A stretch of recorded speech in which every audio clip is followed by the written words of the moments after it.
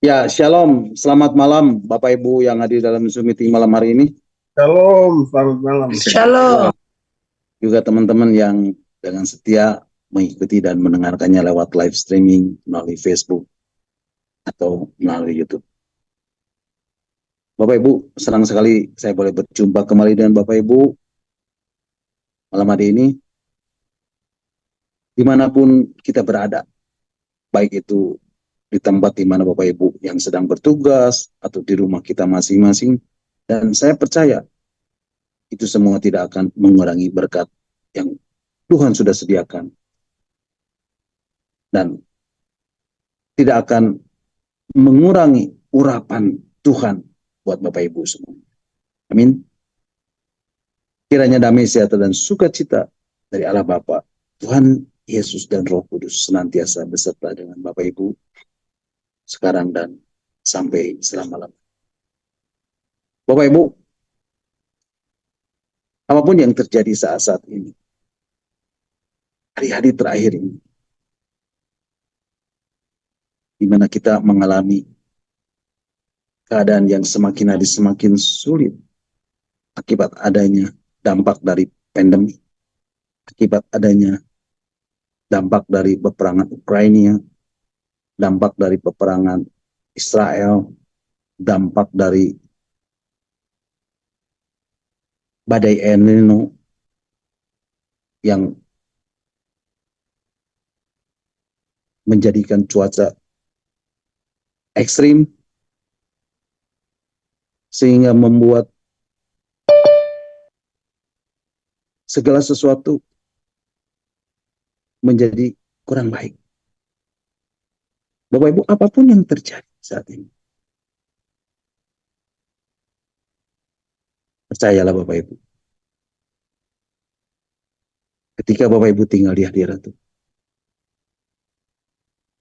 Bapak Ibu akan tetap tenang menghadapi apapun situasi dan kondisi yang terjadi saat-saat ini. Karena Bapak Ibu di dalam hadirat Tuhan, ketika Bapak Ibu masuk di dalam hadirat Tuhan, di sana ada berkat, ada blessing yang sudah Tuhan sediakan buat kita. Tuhan akan mencukupkan apa yang menjadi kebutuhan kita, apa yang menjadi keperluan kita menurut kekayaan dan kemuliaan. Nah Bapak Ibu, saya percaya malam ini secara khusus kita boleh menikmati bersama-sama pujian dan penyembahan yang dahsyat, yang luar biasa. Dan saya percaya Tuhan hadir di tengah-tengah kita. Tuhan bertata atas setiap pujian anak-anak Yamin. Dan saya percaya kita semua yang hadir malam hari ini memiliki kerinduan untuk mendengarkan bagian-bagian firman Tuhan yang akan saya sampaikan malam hari ini. Supaya kita menjadi orang-orang yang bertumbuh di dalam pengenalan kita akan Tuhan. Sehingga kita pun memiliki iman percaya kepada Tuhan yang tidak biasa-biasa lagi. Yang tidak stagnan. Tetapi yang sungguh-sungguh kuat di dalam kebenaran firman Tuhan. Nah Bapak Ibu, malam hari ini kita akan kembali merenungkan bagian-bagian firman Tuhan tentang arti kehadiran Tuhan bagian yang ke-141. Dan Bapak Ibu bisa mendengarkan kembali bagian-bagian firman Tuhan tentang arti kehadiran Tuhan yang sudah saya sampaikan melalui link YouTube yang sudah Pak Hen share lewat WhatsApp Discipleship Edsud. Nah Bapak Ibu, malam hari ini kita akan kembali membahas dan merenungkan bagian-bagian firman Tuhan tentang arti kehadiran Tuhan bagian yang ke-141. Dan malam hari ini saya masih beri tema hidupku adalah penyembahan bagian yang ke-7. Bapak Ibu siap terima firman Tuhan malam hari ini? Berapa banyak yang mau bilang, aku rindu pesanmu Tuhan malam hari ini? Katakan amin dan lambaikan tangan buat Tuhan. Haleluya. Nah Bapak Ibu, kembali saya mau tegaskan buat Bapak Ibu. satu pertanyaan yang penting untuk kita tahu jawabannya. Sebenarnya, apa yang menjadi esensi dari hidup ini, Bapak Ibu? Apa yang paling utama yang harus ada, yang kita butuhkan di dalam hidup ini? Apa yang harus ada, Bapak Ibu? Bapak Ibu ada yang tahu? Yang menjadi esensi yang paling utama yang harus ada, yang kita butuhkan di dalam hidup ini adalah tangan Tuhan.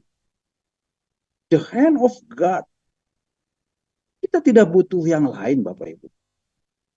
Kita butuh Tuhan hadir di dalam.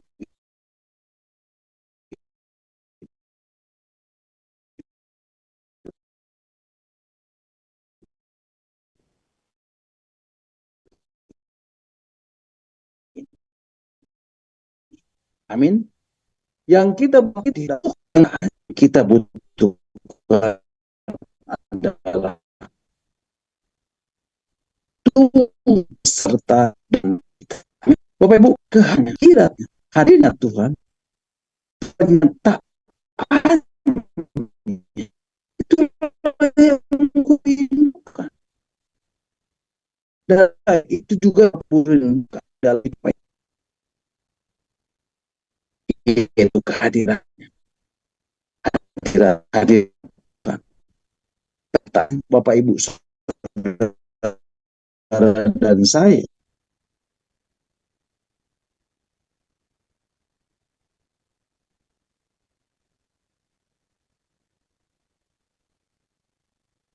Ya, saya geser sedikit ya.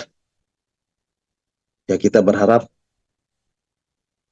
firman Tuhan ini boleh menjadi berkat buat kita semua.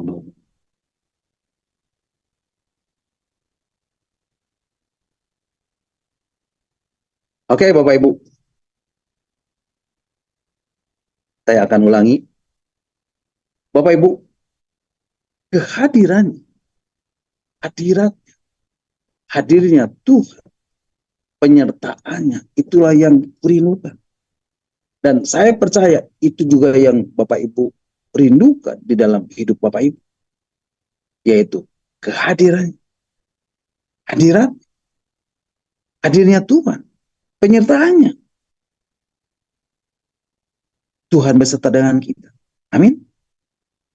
Nah, Bapak Ibu, apa yang akan terjadi ketika kita, Bapak Ibu, saudara dan saya, menghadirkan kehadiran, menghadirkan hadirat, menghadirkan hadirnya Tuhan,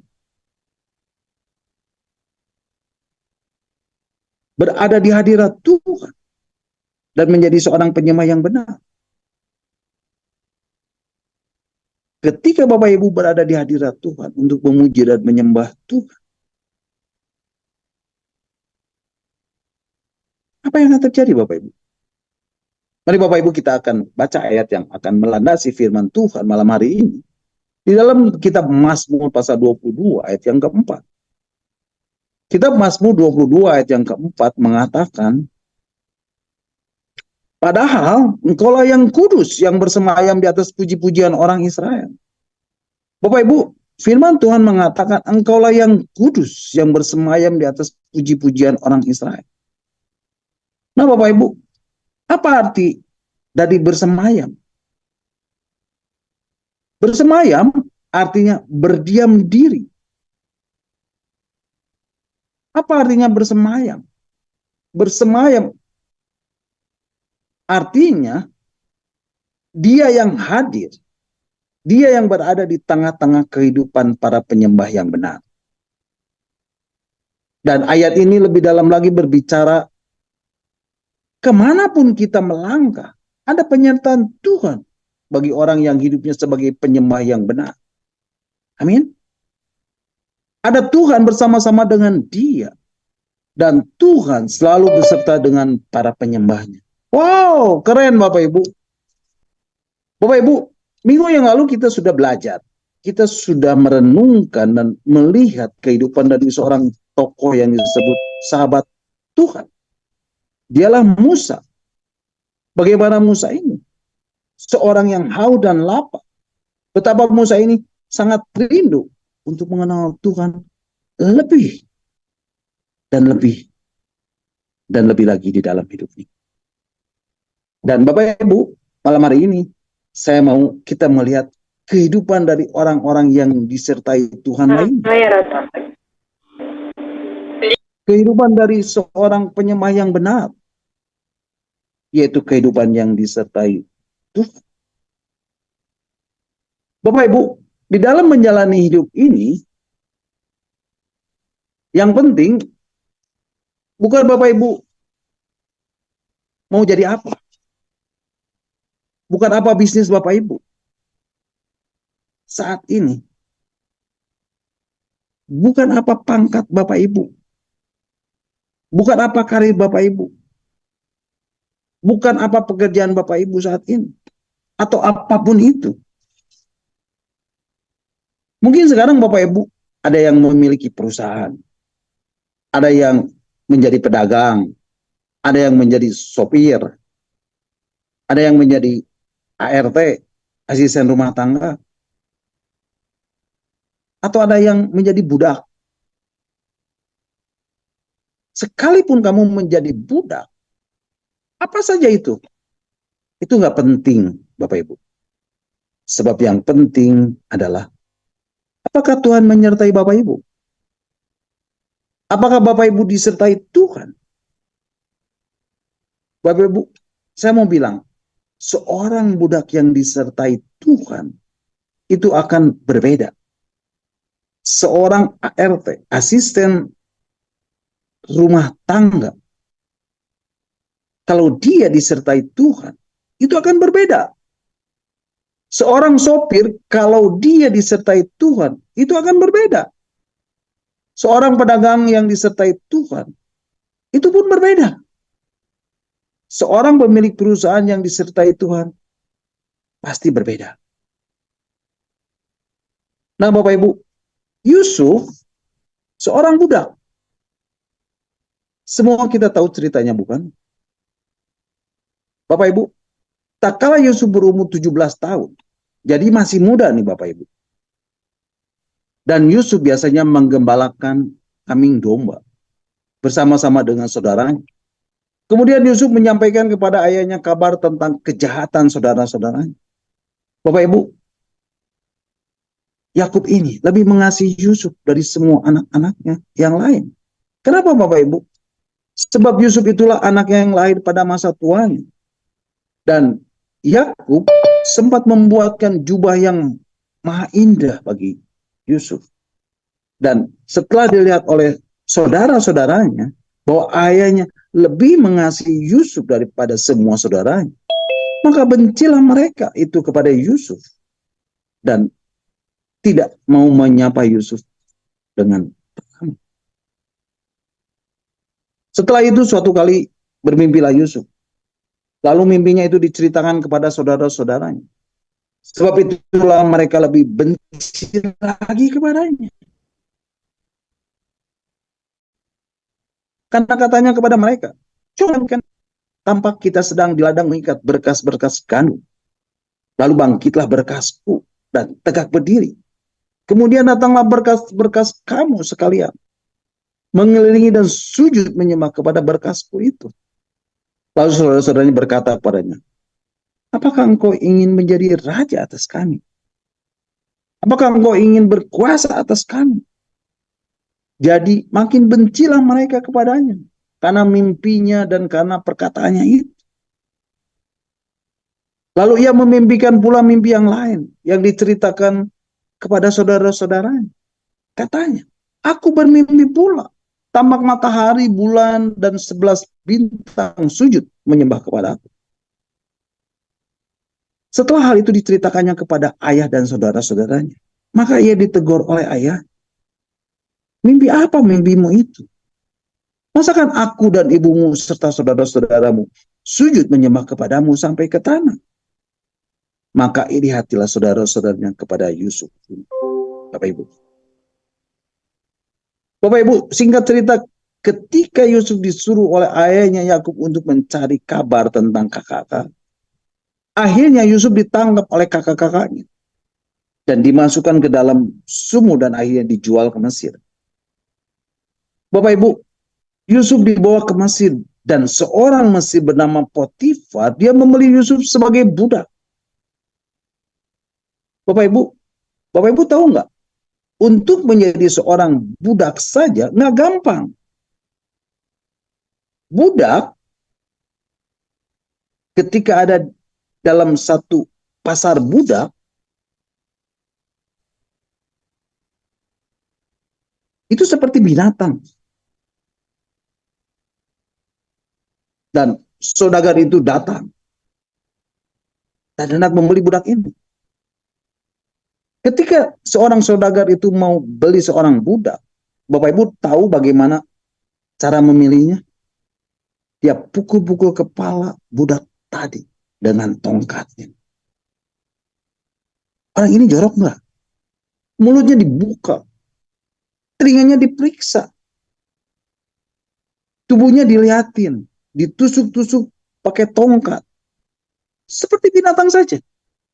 Dipukul-pukul kepalanya. Dan budak itu diam saja. Dilihatin, diapain juga. Dia diam saja. Dan Yusuf dibeli. Dan dibawa ke Mesir. Tapi Bapak Ibu, budak yang disertai Tuhan berbeda. Dan Yusuf dijual ke Mesir. Dan kemudian berada di rumah Potifar. Dan Alkitab mengatakan, bisnisnya Potifar diberkati karena Yusuf. Bapak Ibu, mari kita akan membacanya di dalam kitab Kejadian pasal 39 ayat yang kelima. Kitab Kejadian pasal 39 ayat yang kelima mengatakan, sejak ia memberikan kuasa dalam rumahnya dan atas segala miliknya kepada Yusuf, Tuhan memberkati rumah orang Mesir itu karena Yusuf. Sehingga berkat Tuhan ada atas segala miliknya, baik yang di rumah maupun yang di ladang. Bapak Ibu, lihat. Perhatikan Bapak Ibu. Bisnisnya Potifar diberkati karena Yusuf. Bapak Ibu, apakah Yusuf berubah jadi tuan? Tidak. Tidak Bapak Ibu. Yusuf tetap menjadi budak. Bapak Ibu perhatikan. Seorang budak yang disertai Tuhan menentukan berkat tuannya. Semua orang tahu. Dan itulah yang membedakannya. Yusuf disertai Tuhan. Bapak Ibu tidak harus selalu menjadi bos. Tapi Bapak Ibu hanya harus ada di posisi Tuhan menyertai hidup Bapak Ibu. Sehingga perusahaan, kantor di mana Bapak Ibu bekerja terberkati. Karena ada seorang yang disertai Tuhan. Itulah hidup. Apakah Tuhan menyertai Bapak Ibu? Bapak Ibu, tahukah Bapak Ibu bagaimana Yusuf setelah jadi budak di rumah Potifar? Dia difitnah oleh istri Potifar dan dipenjarakan. Karena Yusuf dituduh oleh istri Potifar. Dan Yusuf menjadi narapidana. Apakah karir itu bagus buat Yusuf? Tidak Bapak Ibu. Tidak Bapak Ibu. Tidak ada bagusnya menjadi seorang narapidana. Tapi saya mau bilang, ada narapidana yang disertai Tuhan. Bapak Ibu tahu ceritanya? Yusuf di dalam penjara, dia menjadi berkat bagi kepala penjara. Dan menjadi kesayangan bagi kepala penjara. Dan menjadi asisten kepala penjara. Dan kepala penjara tidak mencampuri segala yang dipercayakan kepada Yusuf. Yusuf menjadi berkat juga bagi juru minuman dan juru roti raja yang ada di dalam penjara saat itu. Wow! Wow, wow. Kemana akhirnya kisah Yusuf ini Bapak Ibu? Dari penjara Yusuf menjadi Perdana Menteri. Menjadi orang nomor 2 di Mesir setelah Raja Firaun. Dan Yusuf menjadi orang yang berkuasa di Mesir. Tidak harus melalui ujian dulu di Kementerian Pertahanan di Mesir. Tidak, Bapak Ibu. Untuk menjadi orang yang berkuasa di Mesir, tidak perlu. Tidak perlu ujian. Ini yang dimaksud dengan apakah hidup ini disertai Tuhan. Jadi Bapak Ibu, ketika Tuhan bersemayam di atas puji-pujian kita, ketika Tuhan hadir, ketika Tuhan berada dan hadir di usaha Bapak Ibu, di pekerjaan Bapak Ibu, di bisnisnya Bapak Ibu, ketika Tuhan hadir di rumah Bapak Ibu, seperti di rumah Obed-Edom.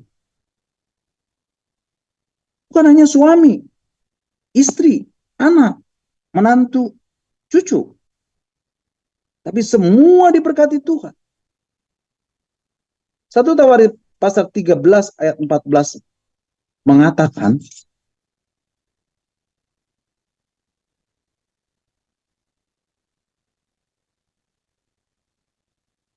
Satu Tawarik pasal 13 ayat 14, demikianlah firman Tuhan. 3 bulan lamanya tabut Allah itu tinggal pada keluarga Obed-Edom di rumahnya. Dan Tuhan memberkati keluarga Obed-Edom dan segala yang dipunyai. Bapak Ibu perhatikan. Bapak Ibu, kalau Tuhan hadir di usahamu, di pekerjaanmu, di bisnismu, apapun yang Bapak Ibu kerjakan akan diberkati Tuhan. Dan dibuat Tuhan menjadi berhasil. Yang setuju katakan amin. Haleluya. Kalau Tuhan ada di setiap langkahmu, maka hidupmu akan menjadi tenang. Kalau Tuhan ada di setiap langkah hidupmu, maka hidupmu pun akan menjadi teladan, akan menjadi terang dan garam. Tengah-tengah dunia yang penuh dengan kegelapan dan ketawaran ini. Di tengah-tengah dunia yang semakin sulit dan tidak menentu. Di tengah-tengah dunia yang sedang menuju kepada kehancuran.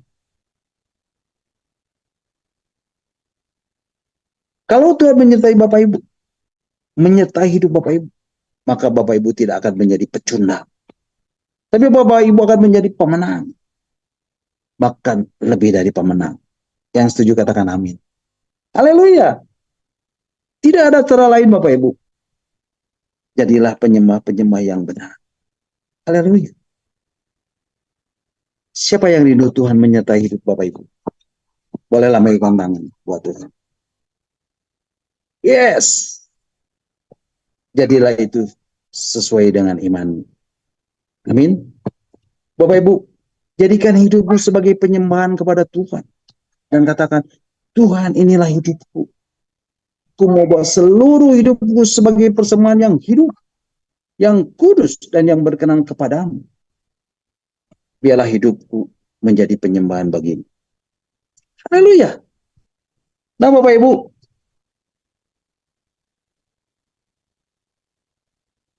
Daud, Bapak Ibu, saya percaya Bapak Ibu sudah tahu banyak tentang Daud ini. Daud adalah seorang yang hidupnya bergaul karib dengan Tuhan. Yang hidupnya selalu intim dengan Tuhan. Daud memiliki persekutuan yang tidak putus-putusnya dengan hadirat Tuhan. Karena Daud selalu tinggal di hadirat Tuhan. Karena Daud selalu menghargai hadirat Tuhan. Karena Daud selalu hidup di dalam hadirat Tuhan. Karena Daud ini punya hati yang berkenan di hadapan Tuhan. Daud ini memiliki hati yang menarik di hadapan Tuhan. Dan Tuhan itu suka dengan hatinya Daud. Daud memiliki hati yang menyembah. Jadi Daud ini ternyata punya kualitas dan kapasitas hati yang sungguh-sungguh membuat Tuhan itu senang. Yang membuat Tuhan itu tertarik kepada hatinya Daud. Nah Bapak Ibu, saya percaya kita semua pasti tahu dan kenal tokoh ini, bukan? Dan ceritanya pasti tidak asing lagi buat kita. Tapi Bapak Ibu, mari kita belajar dari kehidupan Daud ini. supaya kita pun boleh memiliki hati yang berkenan di hadapan Tuhan dan memiliki hati yang selalu rindu untuk menyembah Tuhan. Bapak Ibu, Alkitab tidak pernah memuji-muji pahlawan-pahlawannya.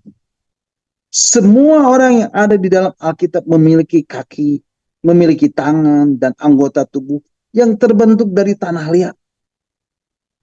Dan Roh Kudus adalah seniman yang sangat realistis. Ketika ia melukis sebuah gambar mengenai kehidupan mereka, Roh Kudus tidak pernah mengabaikan, tidak pernah menyangkal atau melewatkan sisi gelap dari kehidupan mereka.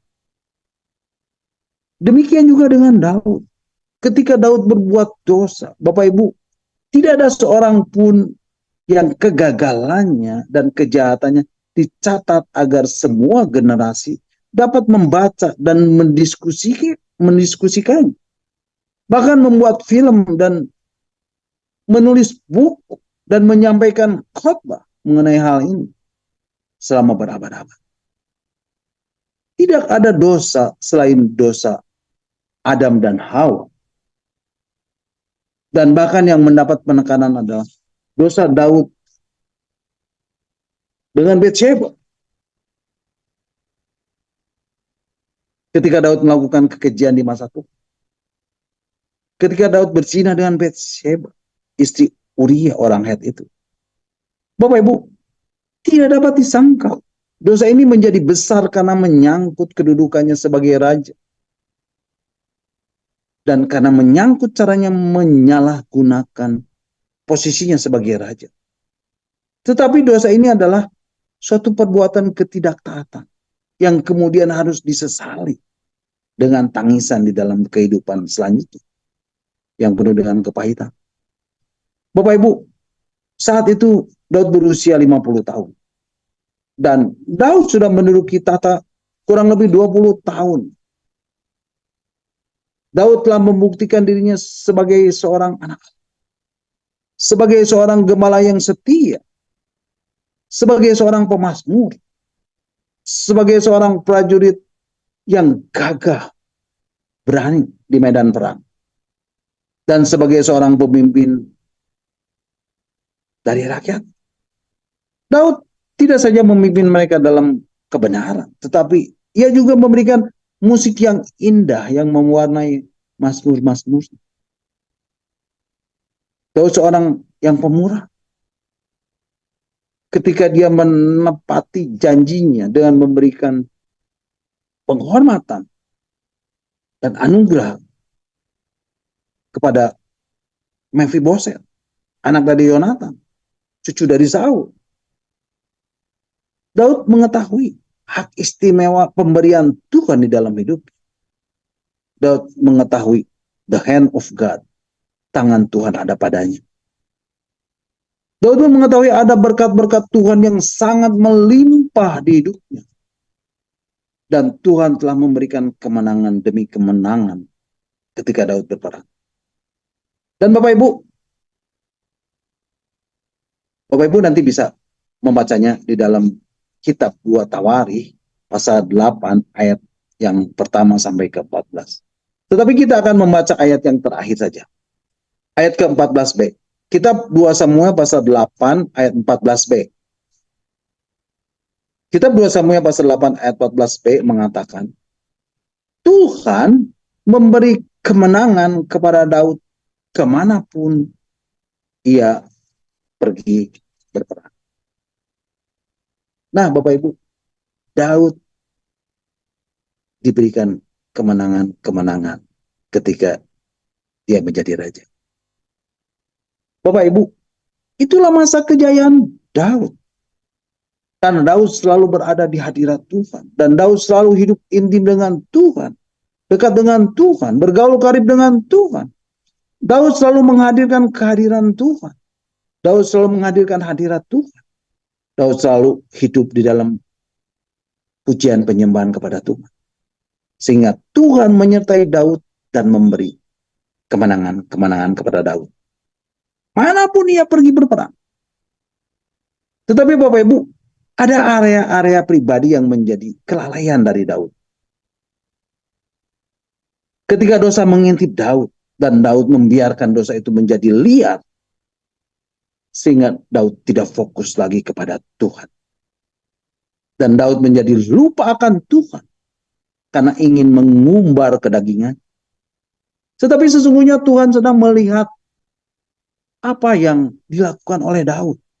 Dan itu merupakan sesuatu yang jahat di mata Tuhan. Itu adalah kejahatan di mata Tuhan. Daud sedang mengumbar keinginan dagingnya yang iblis sedang perlihatkan kepada Daud untuk menarik Daud terjerumus ke dalam dosa. Tadi Bapak Ibu kita akan membacanya di dalam kitab 2 Samuel pasal yang ke-11 ayat 1 dan 2.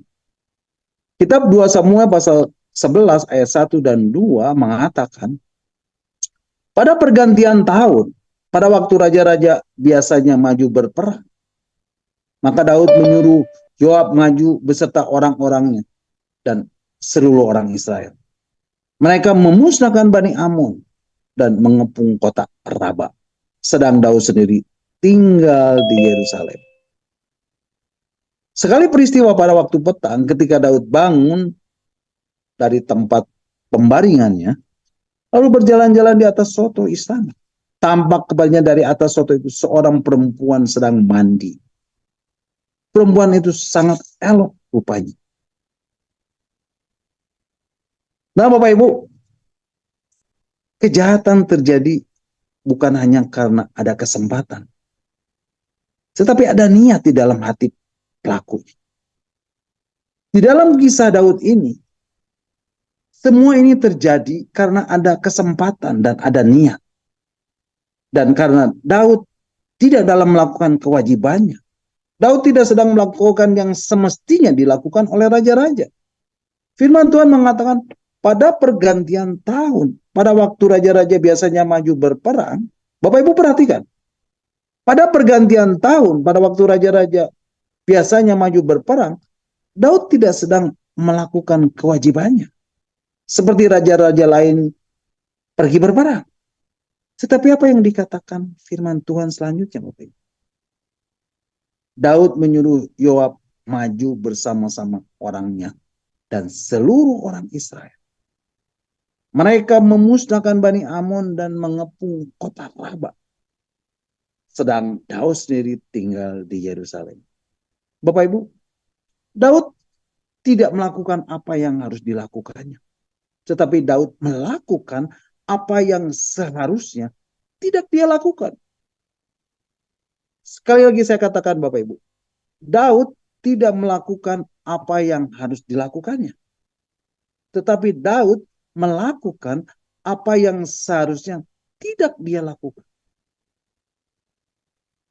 Bapak Ibu, berbuat dosa itu salah satunya disebabkan karena ada kesempatan. Dan Daud melakukan apa yang semestinya tidak dia lakukan. Daud sedang mengumbar keinginan daging, hawa nafsunya yang iblis sedang sodorkan di hadapannya. Daud sedang melakukan apa yang jahat di mata Tuhan. Karena ada kesempatan. Karena Daud ada di tempat yang salah. Karena Daud semestinya ada di medan perang. Tetapi dia berada di Yerusalem. Lalu dikatakan ketika sekali peristiwa pada waktu petang, ketika Daud bangun dari pembaringannya. Bapak Ibu lihat. Raja-raja lain sedang berperang. Daud ada di tempat tidurnya dan sedang tidur Bapak Ibu. Dan dikatakan pada waktu petang ketika Daud bangun dari pembaringannya. Artinya ketika bangun dari tidur siangnya, lalu Daud berjalan-jalan di atas soto istana. Dan tampaklah kepadanya dari atas soto seorang perempuan sedang mandi. Perempuan itu sangat elok rupanya. Bapak Ibu, Alkitab tidak pernah menutupi keadaan. Tidak pernah menutupi keadaan. Ketika Alkitab mengatakan seorang perempuan yang sangat elok rupanya, maka berarti perempuan itu sangatlah menakjubkan. Ketika Alkitab mengatakan perempuan itu sangat elok rupanya, maka berarti kecantikannya tidak tertandingi dan tidak ada yang bisa menandinginya. Menarik secara fisik dan lebih dari yang dapat digambarkan. Dan Alkitab jarang memasukkan kata sangat. Tetapi ayat ini menuliskan dan menceritakannya. Ini bukan berarti berlebih-lebihan. Dan itu sesungguhnya. Itulah yang sesungguhnya. Ialah Betsheba. Bapak Ibu, ketika Daud berdiri di atas suatu istana, itu tanpa ada orang di sekitarnya. Betul Bapak Ibu? Dan Daud mulai kehilangan kesadarannya mengenai siapa dirinya. Dan apa yang akan terjadi ketika ia jatuh ke dalam dosa tersebut. Daud lupa bahwa ia adalah seorang anak Tuhan. Sebagai seorang gembala yang setia. Sebagai seorang pemazmur. Sebagai seorang prajurit yang gagah berani di medan pertempuran. Dan sebagai seorang pemimpin dari rakyat. Daud lupa kalau dia adalah seorang pemimpin yang telah membawa umat Israel ke dalam kebenaran. Yang telah memberi musik yang indah yang mewarnai mazmur-mazmur. Daud lupa kalau dia seorang yang selalu menghadirkan Tuhan dalam hidupnya. Daud lupa akan hak istimewa pemberian Tuhan di dalam hidupnya. Daud lupa kalau the hand of God, tangan Tuhan ada padanya dan selalu menyertai. Daud pun lupa akan berkat-berkat Tuhan yang sangat melimpah di hidupnya. Daud lupa ketika Tuhan telah memberi kemenangan kepadanya ketika berperang. Daud lupa segala pelajaran dan pengalamannya yang telah dilaluinya pada masa mudanya selama bertahun-tahun. Bapak Ibu, bukankah ada banyak orang yang seperti Daud, Bapak Ibu? Ketika hidupnya biasa-biasa saja, dia rajin datang kepada Tuhan. Berdoa, memuji Tuhan, menyembah Tuhan, ikut di dalam pelayanan, taat beribadah, berharap kepada Tuhan. Tetapi ketika hidupnya tidak biasa-biasa lagi dan Tuhan telah memberkatinya, dia tidak lagi melakukan apa yang dia lakukan sebelumnya. Dia mulai jarang berdoa. Jarang memuji Tuhan. Jarang menyembah Tuhan. Jarang ikut di dalam pelayanan. Jarang beribadah. Karena kesibukannya. Karena pekerjaannya yang menguras tenaga dan waktunya. Sehingga dia tidak lagi memiliki waktu untuk Tuhan. Dan mulai melupakan Tuhan. Ya, mulai melupakan Tuhan. Dan itulah yang dilakukan iblis. Itulah strategi iblis. Yang iblis sodorkan kepada kita. Anak-anak Tuhan. Orang-orang Kristen. Orang-orang percaya. Murid-murid Yesus. Yaitu untuk melupakan Tuhan. Hati-hati Bapak Ibu. Dan iblis sedang giat-giatnya melakukan hal ini di saat-saat sulit seperti sekarang ini. Dan Daud dalam sesaat saja, dalam seketika saja, dalam sekejap saja, melupakan Tuhan saat itu. Bapak Ibu, itulah siasat iblis, strategi iblis. Daud di atas suatu istana melihat seorang perempuan yang sedang mandi. Bapak Ibu, sedang apa-apaan Daud ini Bapak Ibu? Sedang melihat perempuan sedang mandi. Hati-hati Bapak Ibu. Banyak anak-anak Tuhan, orang-orang Kristen, orang-orang percaya, murid-murid Yesus yang jatuh ke dalam dosa. Karena apa? Karena scroll gadgetnya. Dan kemudian berhenti di satu tempat yang namanya pornografi. Hati-hati Bapak Ibu. Dan itu yang membahayakan Bapak Ibu. Dan akhirnya banyak anak-anak Tuhan, orang-orang Kristen, orang-orang percaya, murid-murid Yesus, bahkan hamba-hamba Tuhan yang notabene dipakai Tuhan secara luar biasa, yang jatuh ke dalam dosa percabulan dan perzinahan. Itulah strategi iblis yang iblis pakai saat ini. Dengan menyuguhkan kemudahan-kemudahan untuk berbuat dosa dan menjauh dari Tuhan dan melupakan Tuhan. Bapak Ibu, Daud tidak hanya memandang satu kali, tetapi Daud membelalak selama jangka waktu yang cukup lama. Dan dalam benaknya, pikirannya hanya diisi dengan bayangan nafsunya dengan perempuan Allah itu.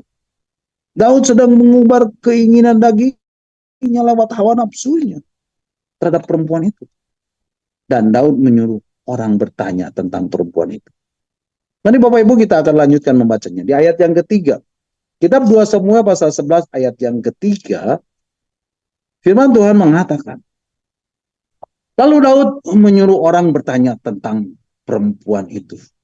Dan orang berkata, itu adalah Betsheba, binti Eliam, istri Uria, orang Het itu. Bapak Ibu, sebenarnya hamba yang bijaksana itu sudah memberi peringatan secara halus pada Daud. Hamba itu berkata, dia adalah Betsheba, binti Eliam, istri Uria, orang Het itu. Bapak Ibu, saya percaya hamba itu sudah tahu maksud dan tujuan dari pada Daud. Tetapi peringatan itu tidak diperhatikan oleh Daud. Pada saat itu Tuhan tidak cukup nyata bagi Daud. Daud sedang melupakan Tuhan. Dan inilah strategi iblis.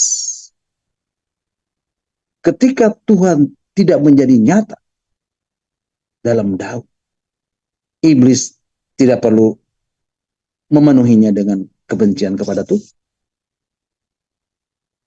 Tapi cukup dengan melupakan Tuhan. Lupa dengan Tuhan. Dan itu yang akan membawa Daud jatuh ke dalam dosa perzinahan. Lalu Daud tanpa mempedulikan peringatan-peringatan dari semua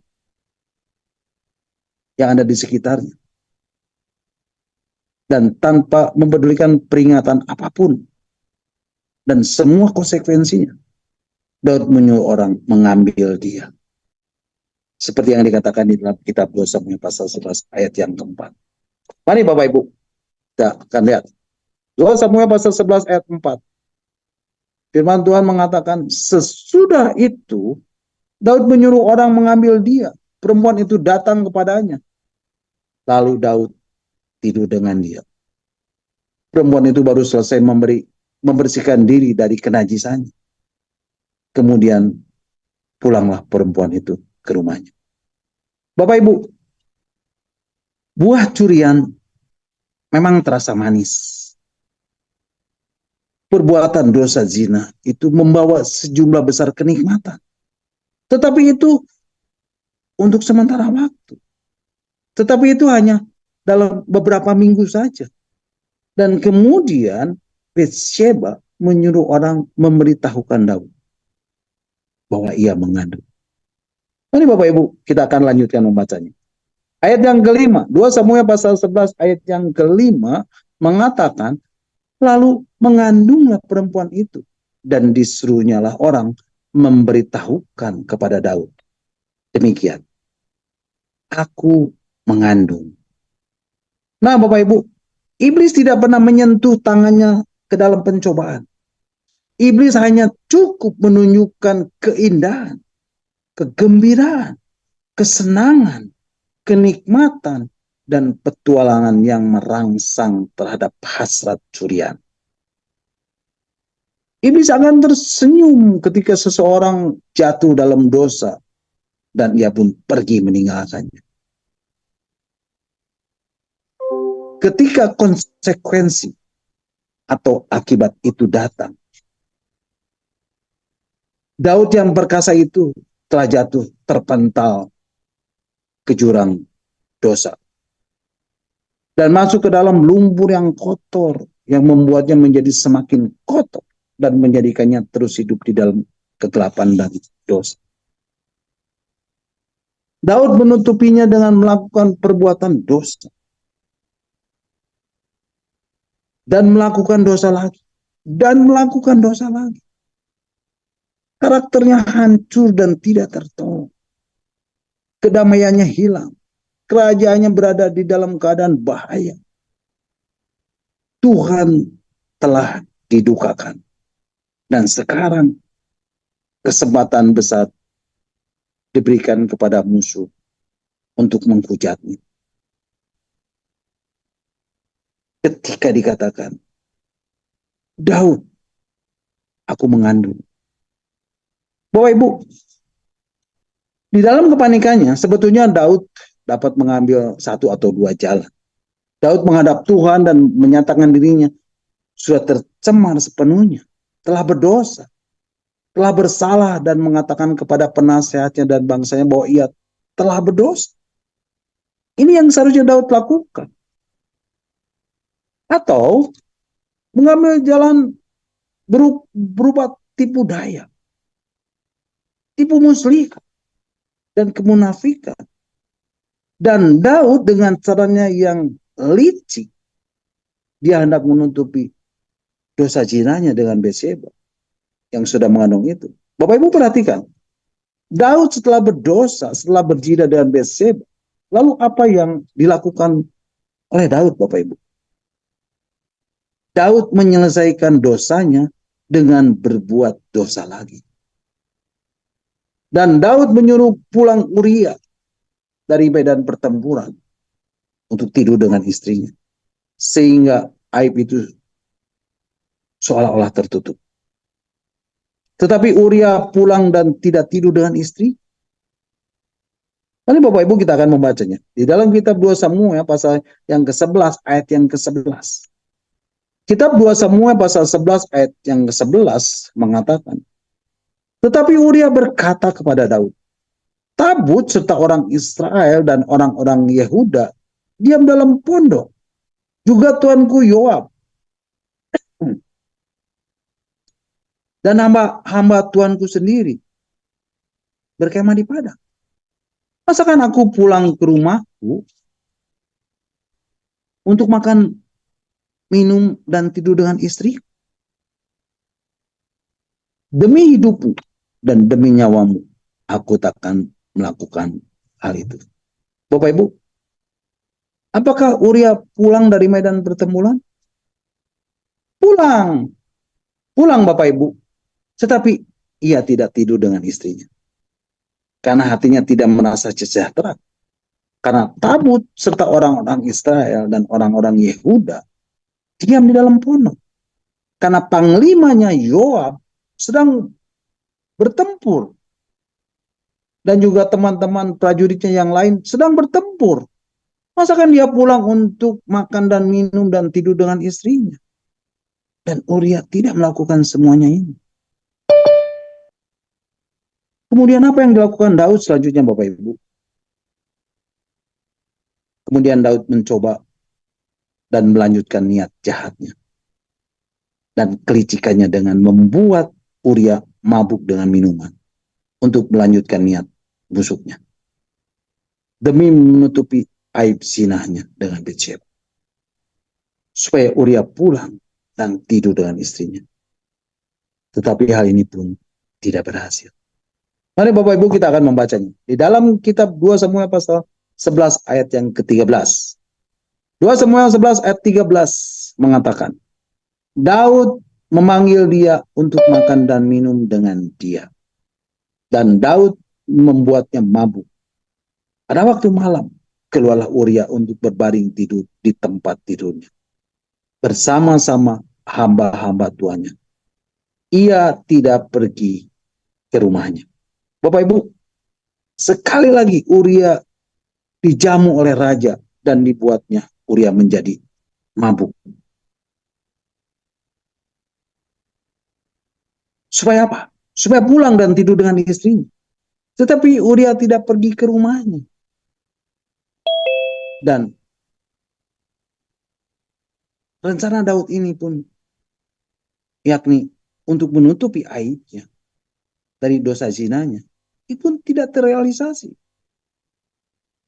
Akhirnya apa yang dilakukan Daud, Bapak Ibu? Daud melakukan rekayasa pembunuhan terhadap Uria. Dan itu ditulis di dalam ayat yang ke-14 dan ke-15. 2 Samuel pasal 11 ayat 14 dan 15. Firman Tuhan mengatakan, paginya Daud menulis surat kepada Yoab dan mengirimkannya dengan perantaraan Uria. Ditulisnya dalam surat itu demikian. Tempatkanlah Uria di barisan depan dalam pertempuran yang paling hebat. Kemudian kamu mengundurkan diri daripadanya supaya ia terbunuh mati. Bapak Ibu, sebenarnya Yoab sudah tahu apa yang telah terjadi di istana. Dengan segala tindakan Daud ini. Dan akhirnya Yoab pun melaksanakan perintah dari Daud ini. Dan kemudian dikatakan, Uria, orang Het itu, mati. Wow, betapa liciknya Daud ini, bukan? Daud merencanakan sebuah pembunuhan. Pembunuhan yang bersih, yang tidak melibatkan tangannya sendiri. Dan ini adalah pembunuhan berencana, Bapak Ibu. Dan direncanakan sedemikian rupa dengan jeli. Dengan licik. Dan akhirnya berhasil. Uria akhirnya mati. Apakah Daud yang membunuhnya? Tidak. Uria mati di medan pertempuran sebagai pahlawan. Tapi siapa yang merencanakan supaya Uria mati di medan pertempuran, Bapak Ibu? Daud yang merencanakan. Bapak Ibu, Daud menyelesaikan dosanya dengan cara menipu. Daud menyelesaikan masalahnya dengan cara yang licik. Dengan membunuh Uria. Daud menyelesaikan dosanya dengan melakukan dosa yang lain. Itu yang dilakukan oleh Daud, Bapak Ibu. Dan tidak ada orang yang akan menyalahkan Daud. Karena Uria mati sebagai pahlawan. Karena ia mati di dalam peperangan. Bapak Ibu, sepertinya persoalannya selesai. Dan akhirnya Daud menikahi Bathsheba.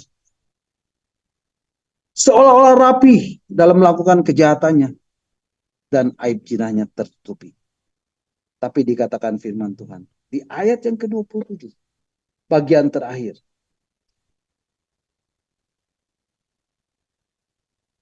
Tetapi hal yang telah dilakukan Daud itu adalah jahat di mata Tuhan. Kemudian Tuhan mengutus Nathan datang kepada Daud dan menegur. Mari Bapak Ibu kita akan membacanya di dalam kitab 2 Samuel pasal yang ke-12 ayat yang ke-9 sampai ke-14. Sebagai ayat-ayat yang terakhir. Kitab 2 Samuel pasal 12 ayat 9 sampai 14. Ya. Kitab 2 Samuel pasal 12 ayat 9 sampai 14 mengatakan, mengapa engkau menghina Tuhan dengan melakukan apa yang jahat di matanya? Uria orang Het itu kau biarkan ditewaskan dengan pedang. Istrinya kau ambil menjadi istrimu. Dan dia sendiri lah kau biarkan dibunuh oleh pedang Bani Amon. Ayat 10.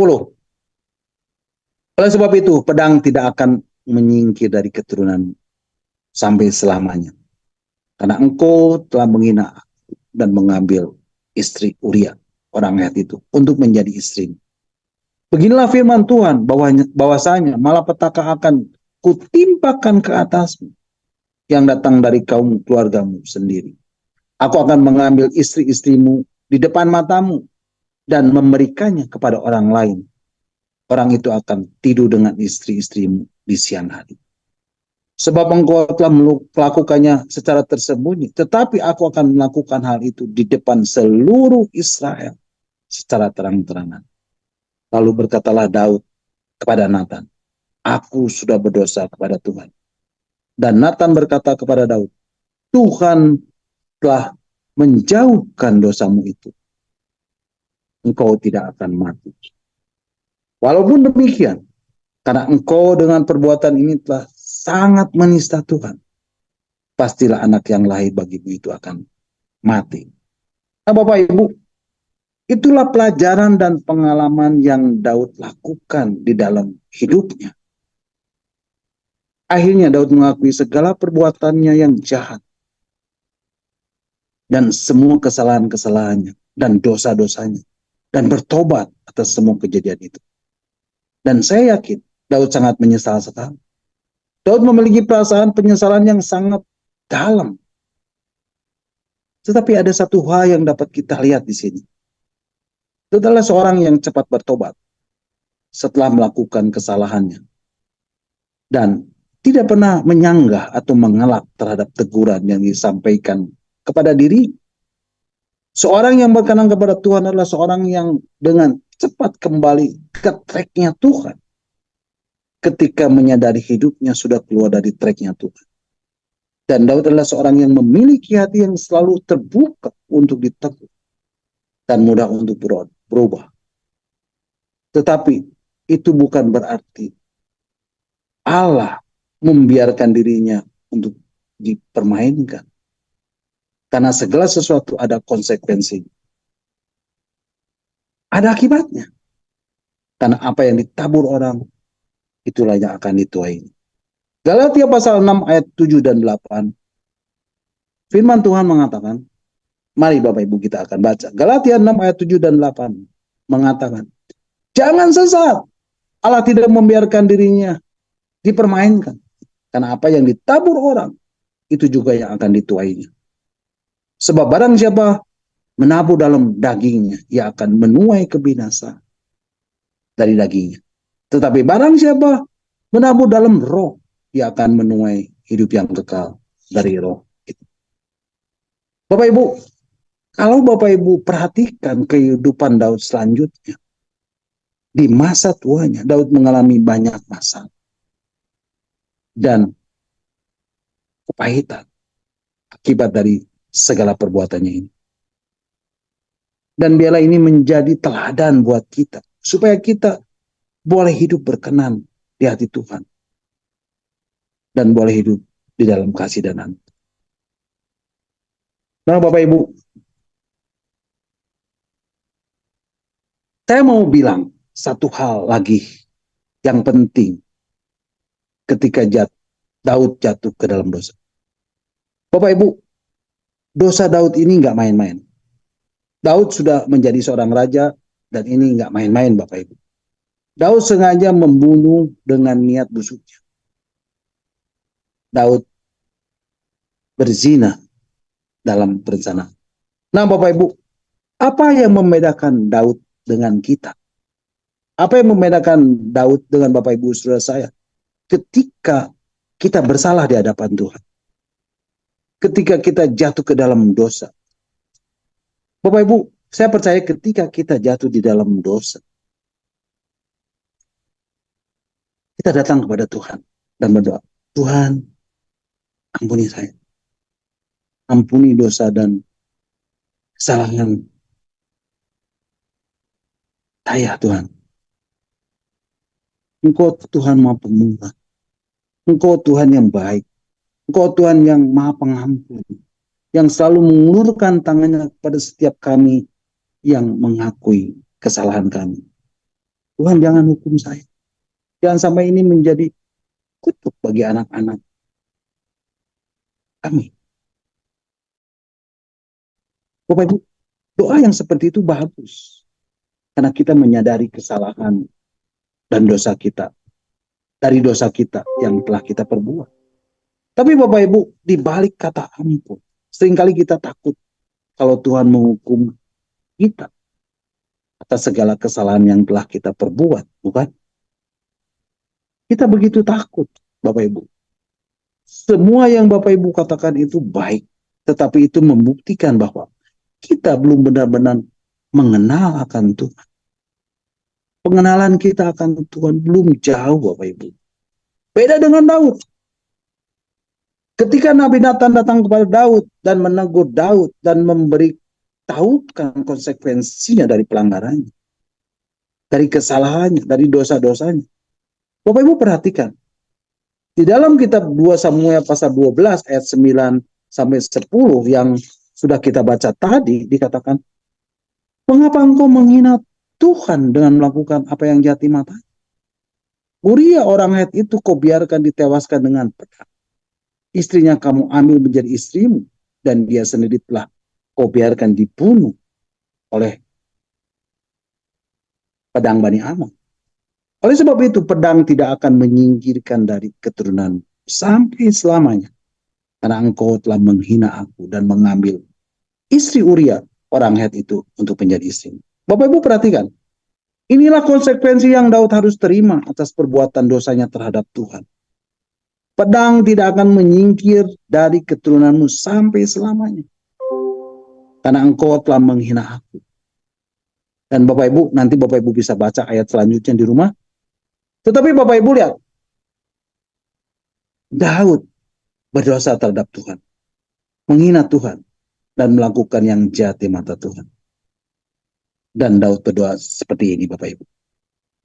Mari kita akan membacanya. Di dalam Mazmur 91 ayat yang ke-13. Mazmur 91 ayat 13. Inilah doa Daud.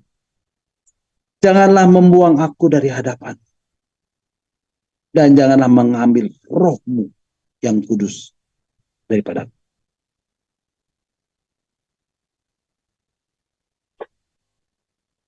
Oh, maaf ya.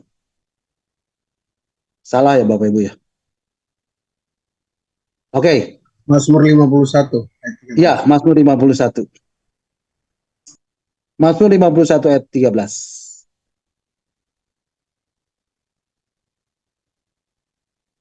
Ya.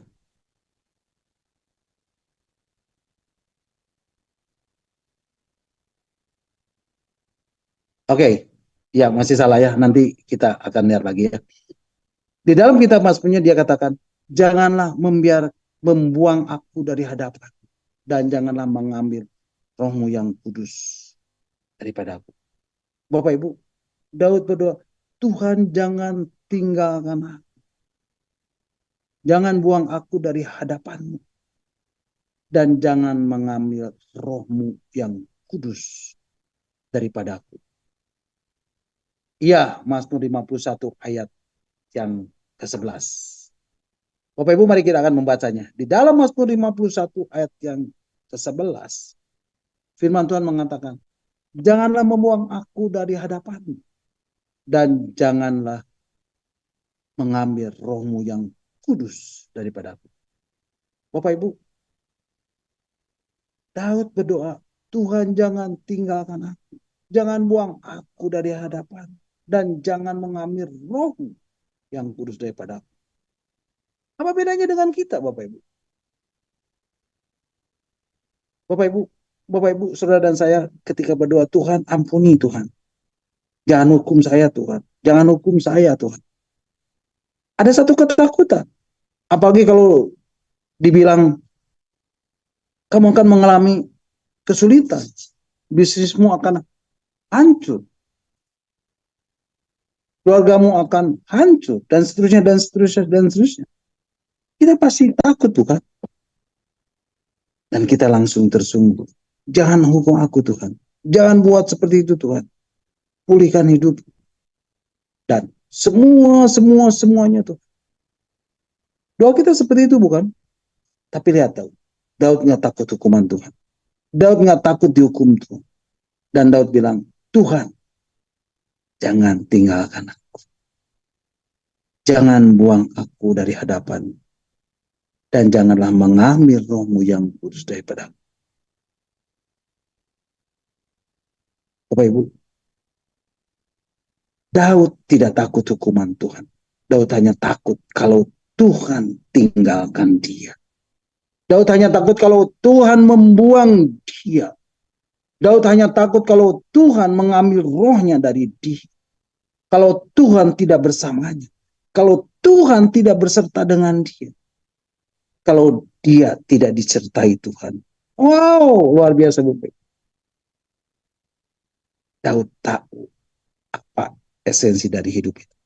Yaitu disertai Tuhan. Bapak Ibu, saya mau bilang, berkat Tuhan yang terbesar dalam hidup Bapak Ibu adalah disertai Tuhan. Katakan amin. Berkat terbesar dalam hidup Bapak Ibu adalah Tuhan ada bersamamu. Nah Bapak Ibu, semua ini berbicara tentang apa? Berbicara tentang keintiman. Yang menjadi pertanyaan adalah, bagaimana supaya Tuhan selalu bersama dengan Bapak Ibu? Ketika Bapak Ibu datang di hadapan Tuhan, ketika Bapak Ibu intim dengan Tuhan, ketika Bapak Ibu berada di hadirat Tuhan, ketika Bapak Ibu menghadirkan hadirannya, ketika Bapak Ibu menghadirkan hadirat Tuhan, ketika Bapak Ibu menghadirkan hadirnya Tuhan di dalam hidup Bapak Ibu, yaitu ketika Bapak Ibu memuji dan menyembah Tuhan, maka Tuhan bersemayam di atas puji-pujian Bapak Ibu. Dan Bapak Ibu akan mengalami dan mendapatkan banyak berkat yang Tuhan sudah sediakan buat Bapak. Bapak Ibu akan mengalami dan mendapatkan banyak blessing. Bapak Ibu, ada banyak blessing yang Tuhan sudah sediakan buat Bapak Ibu, saudara dan saya. Amin. Itulah yang penting di dalam hidup ini. Hidup yang disertai Tuhan. Amin. Jadi Bapak Ibu, bangun keintiman itu. Bangun kerinduan untuk selalu bersama-sama dengan Tuhan. Karena itulah yang penting di dalam hidup ini. Adalah Tuhan bersama dengan kita. Dan Tuhan selalu beserta dengan kita. Tuhan, inilah hidup. Biarlah Roh-Mu diam di dalam hidup dan menyertai aku selalu. Dan biarlah hidupku ini menjadi penyembahan bagi Tuhan. Hidupku adalah penyembahan bagimu. Dan langkahku menjadi tarian di hadapan. Haleluya. Puji Tuhan. Bapak Ibu, di akhir dari renungan malam hari ini, saya mau menaikkan sebuah pujian, Roh-Mu yang hidup, penuhiku. Satu pujian yang sangat indah, yang akan memberkati kita semua. Mari Bapak Ibu kita angkat pujian ini bersama-sama. Roh-Mu yang hidup, penuhiku.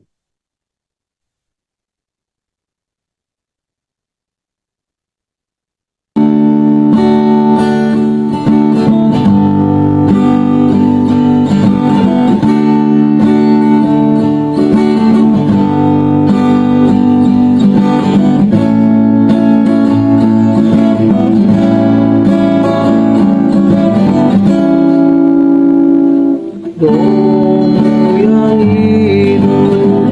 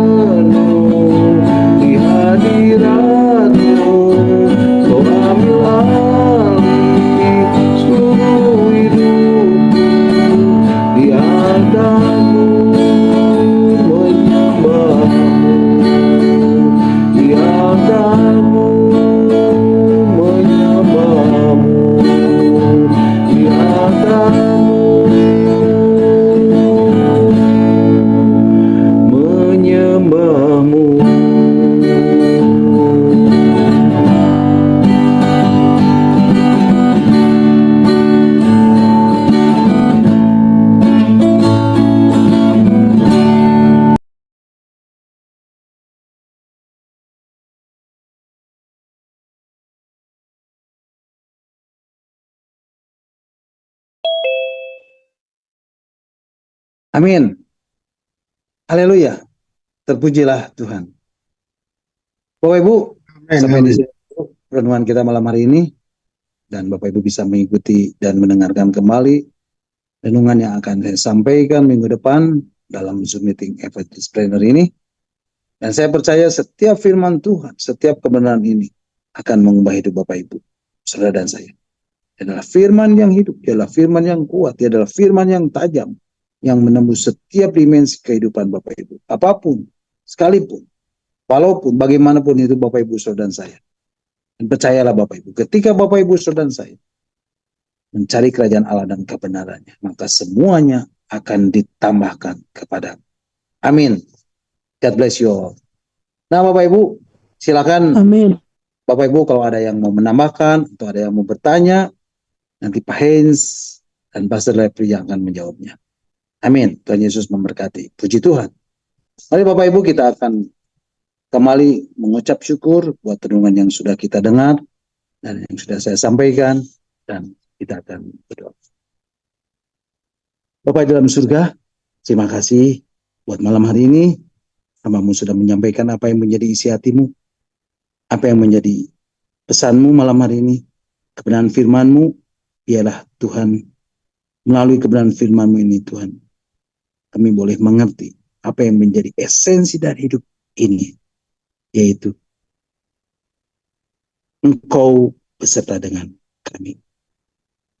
Kami mau biarlah hadirat hadir itu memenuhi hidup kami.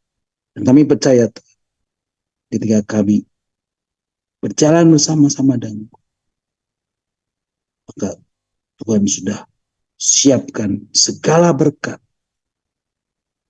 buat kami boleh nikmat.